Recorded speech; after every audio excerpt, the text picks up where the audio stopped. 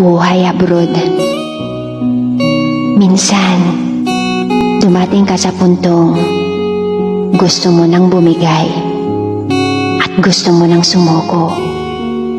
Titingin sa kawalan, sabay iyak na lamang habang kaya kapangunan.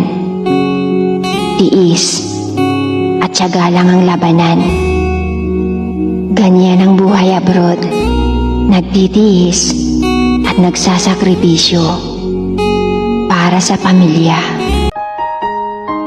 Hindi porkit nasa ibang bansa, sa karangyaan nagpapakasasa. Sila yung mga taong gumagawa ng paraan upang ang pamilya ay maging masaya. Kahit sa solusyong ikalulungkot pa nila.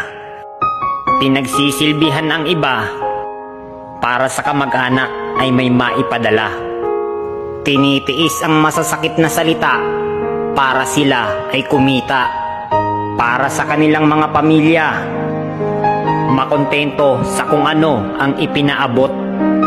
Dahil kahit gaano kaliit, yan ang bunga ng pagod.